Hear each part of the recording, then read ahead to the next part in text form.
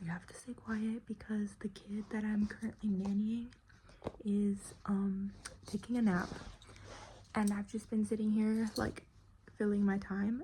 But I was gonna show on my iPad some of the ways, like some of my favorite ways to learn. I'm a big learner, like I love to just learn things. I feel like it's such a good way to spend like your spare time, and I have a lot of things that I want. I think that like, so I nanny two kids. One of the kids that I nanny speaks Portuguese. They're both bilingual, but one of them, like, they mostly speak, they're like not English.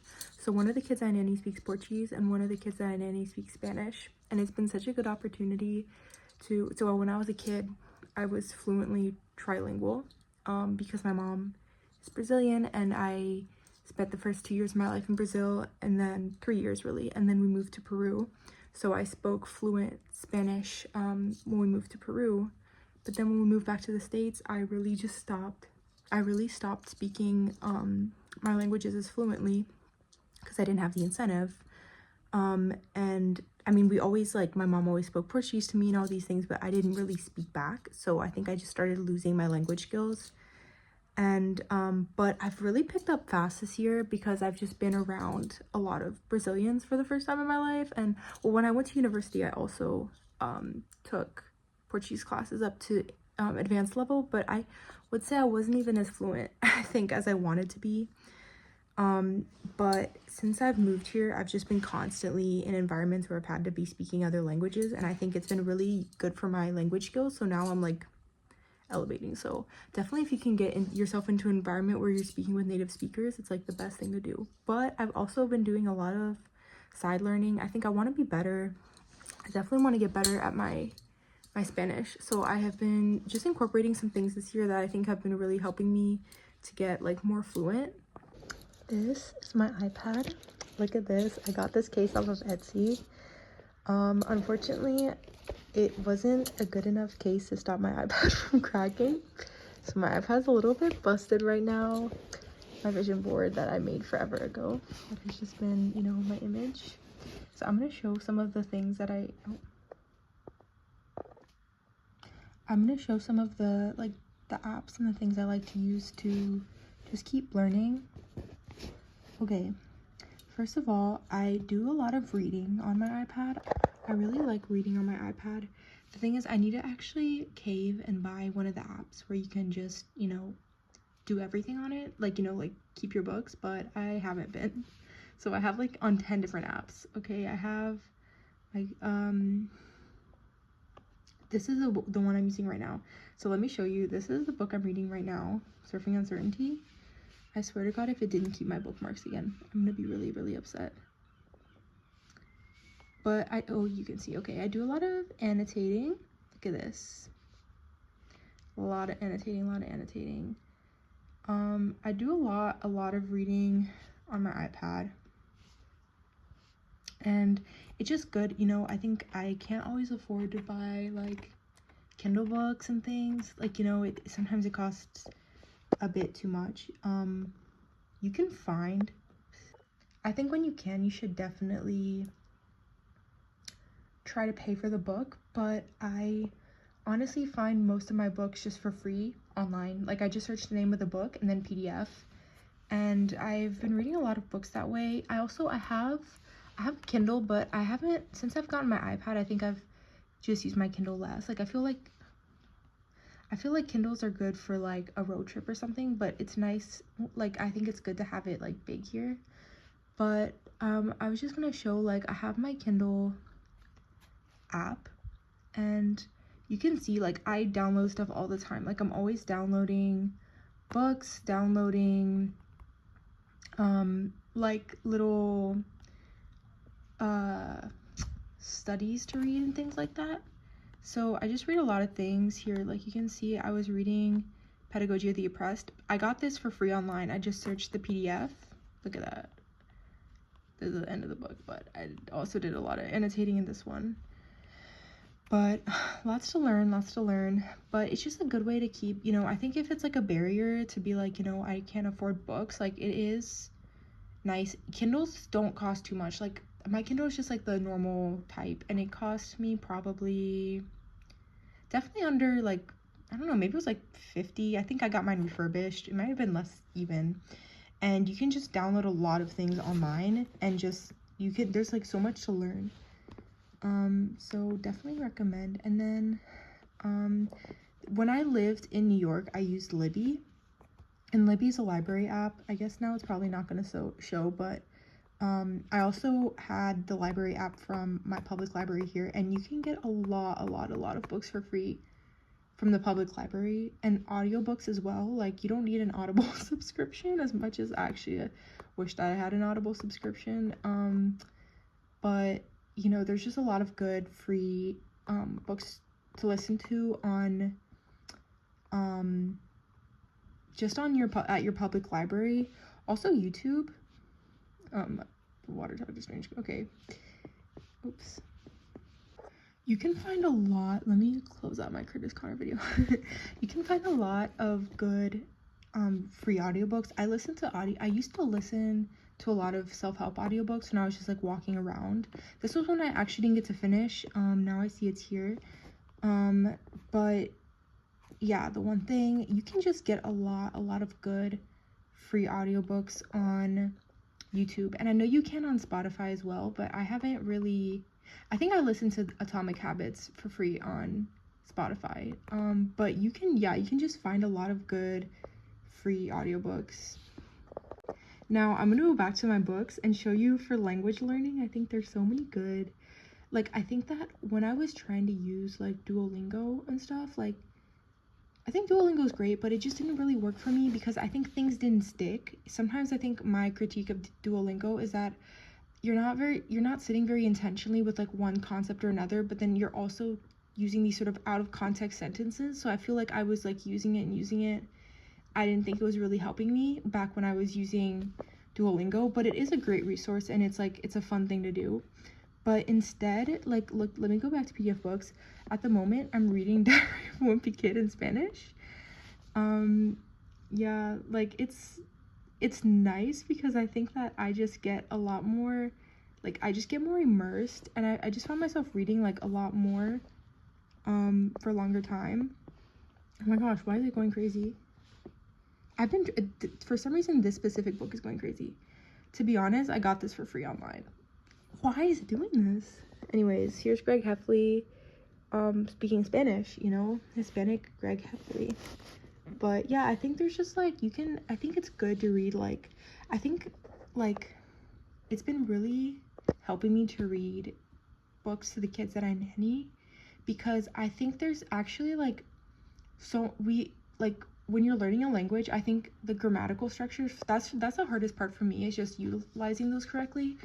I think that like, actually it's things that come like really naturally to little kids. Like, you know, for us it's like advanced, but for language speakers, like, it's very intuitive things. So actually, it's even though I think I have a good, like, I can read complicated things in like the languages that I speak sometimes, like, I think that it's nice to go back and read something on the simpler side, because it gives me time to sit with those sorts of grammatical structures rather than just feeling embarrassed. Like, I think it's good to read.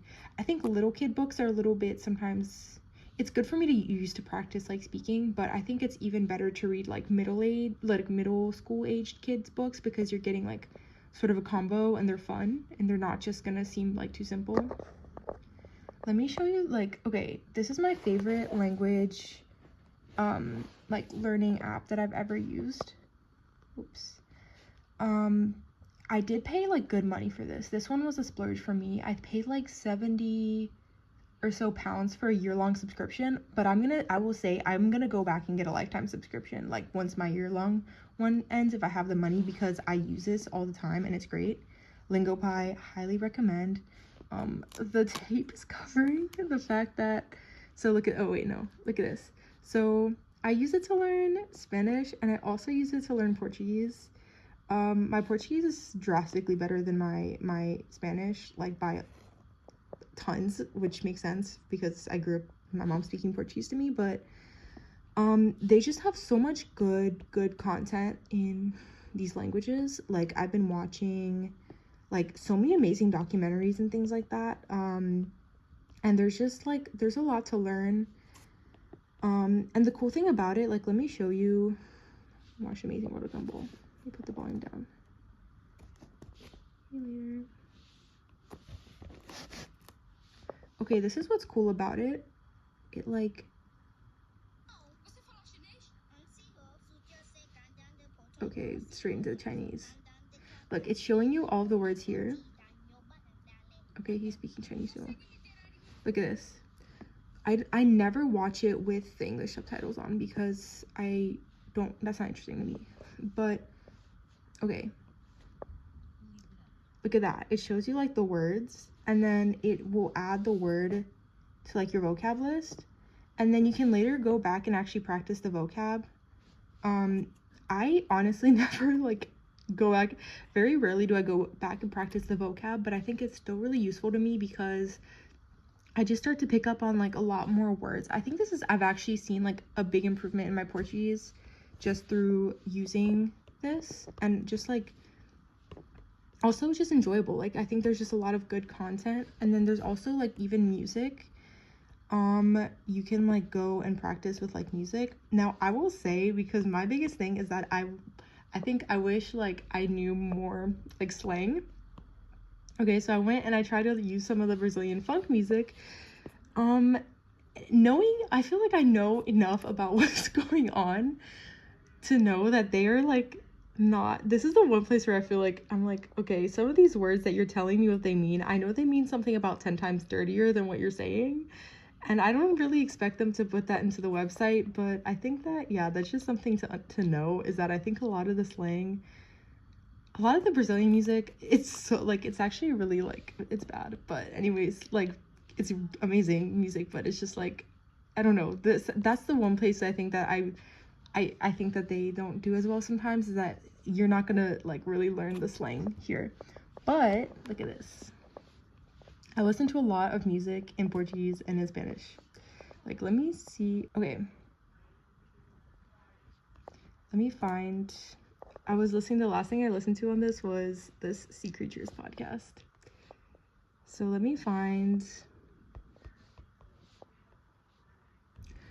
I listen to a lot of Brazilian funk. Okay. I consider this a learning activity. I feel like I'm learning as I'm listening. I'm learning all sorts of interesting information as I listen to my Brazilian funk music. Okay, recently I've been trying to learn like some more Spanish. These are just like songs like in Spanish that I've been like listening to. I also am trying to listen to like I'm trying to listen to like, I don't know, more popular music in Spanish as well, to learn. I don't know, I haven't gotten to the point in Spanish where I feel like I'm like really fluent in like learning slang and all this. Like, I'm still working on my grammar and just sounding normal. The next thing is that I listen to a lot of podcasts. This is my podcast dump. I have multiple. So actually the first time that I did this, see if I can find it. Okay, so I challenged myself to listen to one podcast every day for 75 days. So I actually made my own 75 hard, because 75 hard is too extreme and I could never do that. So I made my own that was just things that I was like personally interested in. So I was listening to a podcast episode every day it had to be about like things in my field, things that I like, current events or finance. So I was listening to a lot of different things, and I listen to poetry too, because I'm just gonna say that's my field. I want to publish some poetry one day.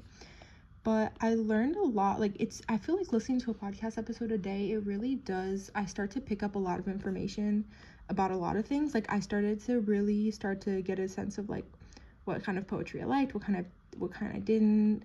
I learned a lot about I never knew what the Civil War in Sudan was about. I learned that. So you can see I listen to a lot of like random things. Like, I just pick basically just whatever is like interesting to me at that point in time, and it ends up being a lot of different things. I think I was more learning oriented here. You can see I listened to like some podcasts in Portuguese. And then I also, so that was my old one. This is my current one. 90 days. This is my current one. I have been a little bit more like loosey-goosey this time around, and sometimes I just listen to things that are a little bit more just like wholesome. Like I've been listening to a podcast about Buddhism. I listened to this one about fruit magic, how to start a YouTube, look at that. And then I started one. But the fun thing is that I have recently been listening to just random things in Spanish. I listened to these like horror podcasts in Spanish, so I learned a lot of vocabulary about skinwalkers, so that was definitely going to be very useful to me in my day-to-day conversations. But yeah, I just listen to whatever I'm like kind of interested in, and there's some cool podcasts in Spanish. This is one right here. Look at me. Listen to Emergency Intercom. I love Emergency Intercom. About manifestation. So yeah, I'll just be learning anything, and I think it's fun to just listen to a podcast episode a day. I think it's just like a good practice. I think like we don't notice sometimes how much we're actually picking up from like our day-to-day learning, and like it's just like I feel like just doing like a little bit, like I feel like when I have some spare time, when I spend some time, like even if I was listening to one about, this is my, oh my gosh, this one is so dumb, but wait, where is it? What's it called again? Classy Evenings. Okay, this is my podcast. This is my playlist that I use when I'm playing Minecraft on my iPad, and I put just like random, this is me on Minecraft. Look how cute I am. My name is fairybaby7777, and I suck at Minecraft. I'm really bad at it. I have actually gotten killed every time I left my house, every time I've played, and I was playing this day, and it was just like hours and hours of just getting killed by zombies and creepers every time I left my house. So I suck at Minecraft, okay, but I was having a fun time anyways, and I've just been saving when I go and I listen to my, like when I play Minecraft, I listen to my like ocean, I don't know why I've been like sort of interested in this recently, like ocean animals, I don't know what's it called, marine life, whatever podcast, and I've just been learning about manta rays, sperm whales, giant squids. It's really interesting. Okay, back home now, hence the lighting switch. But I was saying, first of all, we don't talk enough about how crazy it is that seahorses, like, the men get pregnant. The lady in the podcast, first of all, I love hearing from people that are so random, like, that have such niche interests, and they are just so passionate about what they do. And this lady was so passionate about the theme, and she was talking all about seahorses, and I learned that seahorse men actually have contractions when they're giving birth. And then she was like, if you haven't looked that up, look it up. And I watched it. It's crazy. They actually do have contractions. Kind of beautiful. But anyways, yeah, it's just really makes you think. And then also manta rays, I learned that they're extremely smart. Like they have really large brains, and I just looked it up to make sure, to confirm that that's true without having listened to the podcast. And apparently they might even have like be self-aware, like be able to look in the mirror and like recognize themselves. So I thought that was pretty interesting. But just really been vibing with the like sea animals recently, and just playing Minecraft in my little world. And oh my goodness, I suck at it so bad, but I'm gonna get better. So yeah, these are just little things that I just do throughout the week to like just keep learning. And I think it's just nice. Like, I just think it's nice to be learning throughout the week and just learning random things. Like, it doesn't have to be, like, really even that specific. But I was like, you know what? When we were kids, it was so fun. I think science just seemed so fun because we were learning about, like, cool animals. Seahorses were actually my favorite animal when I was, like, really little. And turns out they're bisexual. So I was like, maybe I was seeing something there. Like, maybe I was, like, seeing myself in them. But anyways...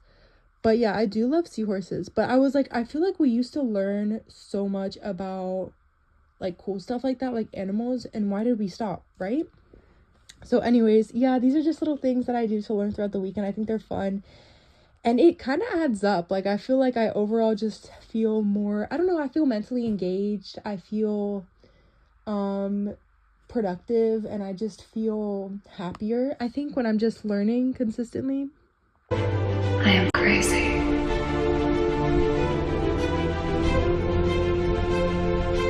But I am free.